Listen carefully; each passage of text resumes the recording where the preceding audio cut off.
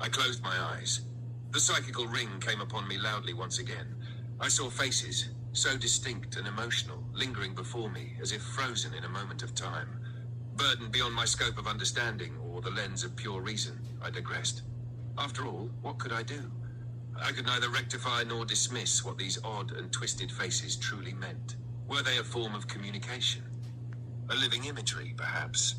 Either way, I did not know and was not directed to know. I decided I would bring it up to Molly during my end-of-day debriefing synchronic session. I returned to my station, but Molly, the mother unit, wanted more information. She wanted to know now. Js-14, why was your heart rate elevated? She inquired. More so, why was I unable to retrieve and now access this anomalous data? I don't know, mother unit. I hesitated, then continued. I was routinely switching out the cybernetic graphene plates within Velodrome East when a strange set of visions came upon me. Curious? Molly's voice remained steady. You know that you're only 25% cloud shared, limited in your field operations, Js-14. It is therefore impossible for you to receive or transmit thoughts beyond my halls. Please step into the confirmation chamber and sync within Pod 3. Yes, Mother, Js-14 replied. The ship was referred to as MOLLIE, a large quantum molecular language interface. It navigated through precise language coordinates from the node of nuclear zero-point force, seamlessly pairing through language interference. In essence, the unit traveled on energy waves, linking itself to other tethered locations synchronized across the dimensional multiverse. However, Molly was restricted to travel only within her designated sectional quadrant or field.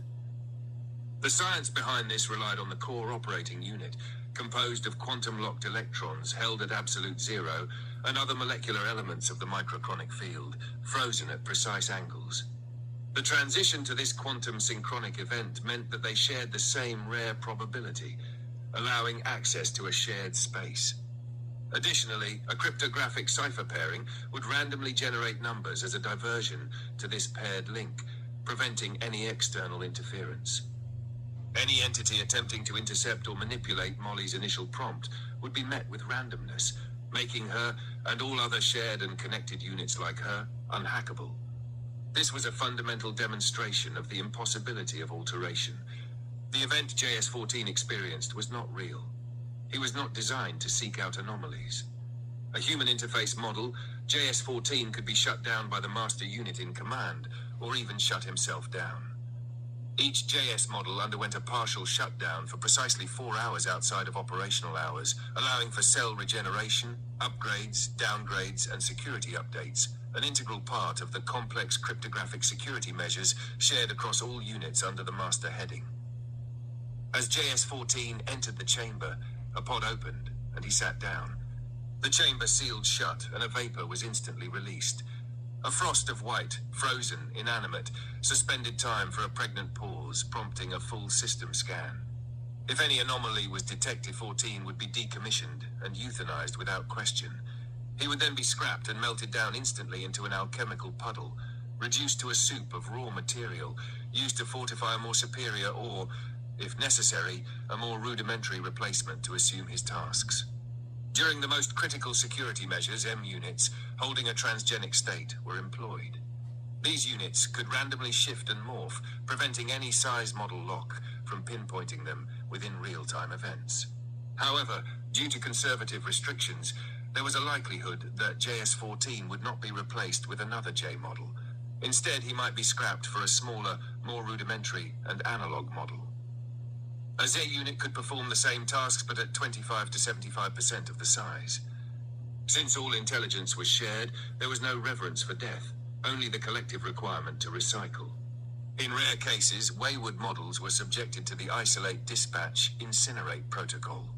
However, due to constant real-time data fixes and a networked awareness that left no molecular occurrence unaccounted for, whether in known shared inhabitants or even uninhabitable multiversal regions, any anomaly would be instantly seized, repurposed, and uploaded into the shared collective matrix. Process deemed an anomaly irreconcilable, it would be erased from existence, its data fragmented beyond retrieval. Js-14 sat motionless as the pod's systems engaged. The vapor thickened, and within the frost-laden stillness, the ship's scanners probed his molecular structure, seeking inconsistencies. If he had deviated even slightly from his intended parameters, the process would be irreversible. Yet, beneath the cold precision of Mollie's omnipresent oversight, something stirred. An anomaly had occurred, a moment unaccounted for, an imprint outside the programmed pathways. And though Js-14 had no directive to question it, a residue of awareness lingered. Would Mollie detect it? Would he be reformatted, repurposed, or simply erased? The ship hummed, calculations unfolding at incomprehensible speeds. Js-14 waited, consciousness suspended in the unseen lattice of probability as the outcome of his fate approached. Mind synchronization event, field study. Hello, Js-14. Please take me to the event and share with me the entirety of this speculative interference, Mollie instructed. At that moment, Js-14 recalled the memory.